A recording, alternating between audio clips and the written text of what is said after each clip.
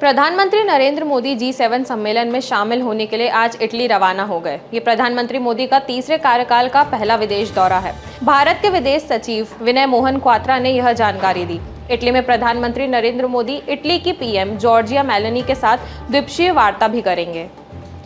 आज की रिपोर्ट में हम बात करेंगे कि इस यात्रा में मोदी की मुलाकात किन देशों के प्रमुखों के साथ हो सकती है और वो क्यों इस बार की यह G7 सम्मेलन भारत के लिए जरूरी है। नमस्कार, मैं यशस्वी जोशी स्वागत करती हूँ आपका यूबी न्यूज में, जहां हम न सिर्फ खबरें लाते हैं बल्कि उसका बारीक और सटीक विश्लेषण भी करते हैं। प्रधानमंत्री नरेंद्र मोदी अपने तीसरे कार्यकाल की शुरुआत G7 सम्मेलन में शामिल होकर करेंगे और यह प्रधानमंत्री मोदी का तीसरे कार्यकाल का पहला विदेश दौरा है।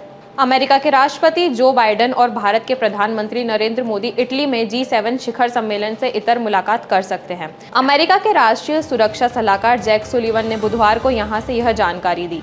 अमेरिका से इटली के लिए रवाना होते समय जैक सुलिवन ने मीडिया से बात करते हुए यह बात कही। सुलिवन ने कहा कि उन्हें बाइडेन से उम्मीद है कि प्रधानमंत्री मोदी भी इटली आएंगे।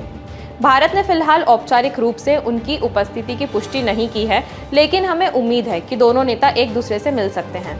मुलाकात कैसी होगी, फिलहाल इसकी जानकारी नहीं है क्योंकि कार्यक्रम बेहद व्यस्त है। भारत के विदेश सचिव विनय क्वात्रा ने बताया कि पीएम मोदी इटली की प्रधानमंत्री जॉर्जिया मेलोनी के साथ द्विपक्षीय मुलाकात करेंगे और अन्य नेताओं के साथ कार्यक्रम पर विचार किया जा रहा है।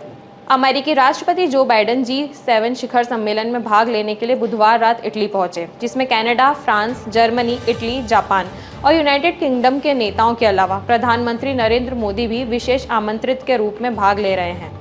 गुरुवार को बाइडेन यूक्रेनी राष्ट्रपति व्लादिमीर ज़ेलेंस्की के साथ बैठक करेंगे। इस दौरान दोनों नेता यूक्रेन के लिए एक द्विपक्षीय सुरक्षा समझौते पर हस्ताक्षर करेंगे, यह स्पष्ट करते हुए कि हमारा यानी अमेरिकी समर्थन भविष्य में भी लंबे समय तक बना रहेगा। आर्टिफिशियल इंटेलिजेंस, जलवायु परिवर्तन और आपूर्ति श्रृंखला जैसी कुछ नई महत्वपूर्ण चुनौतियों के अलावा यूक्रेन और मध्य पूर्व में युद्ध के G7 शिखर सम्मेलन में हावी रहने की उम्मीद है। अब आपको बता दें कि यह G7 होता क्या है। 5 मार्च 1973 को अमेरिका, यूके, फ्रांस और वेस्ट जर्मनी के वित्त मंत्री वॉशिंगटन में इकट्ठा हुए। मार्च 1973 में अमेरिका के वित्त मंत्री थे जॉर्ज शुल्ज। उन्होंने बाकी वित्त मंत्रियों के साथ एक इनफॉर्मल मीटिंग की पेशकश की। इरादा यह था कि औपचारिकता की बजाय मुद्दों पर खुलकर बात की जाए। मीटिंग के लिए एक शांत और सुरक्षित जगह की जरूरत थी।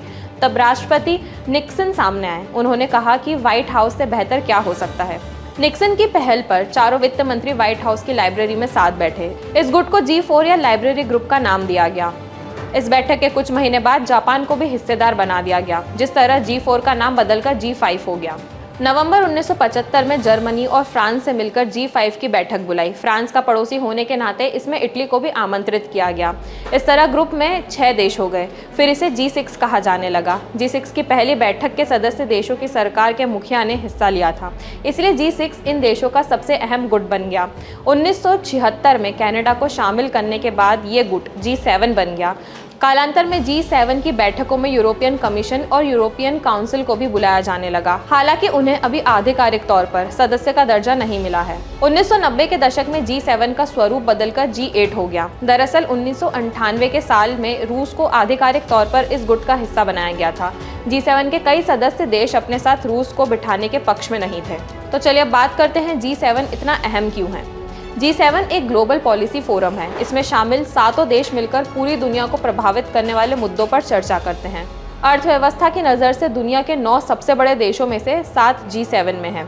प्रति व्यक्ति आय के मामले में दुनिया के 15 टॉप के देशों में से 7 G7 के सदस्य हैं।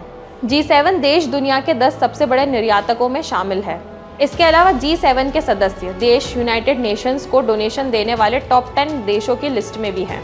आपको बता दें कि भारत G7 का सदस्य नहीं है। इसके बावजूद पीएम मोदी को शामिल होने का न्योता मिला। दरअसल भारत को आउटरीच कंट्री होने के तौर पर इस बैठक में शामिल होने के लिए आमंत्रित किया गया है। तो यह थी हमारी आज की एक खास रिपोर्ट और आपको यह कैसी लगी, अपने विचार हमसे जरूर साझा करें।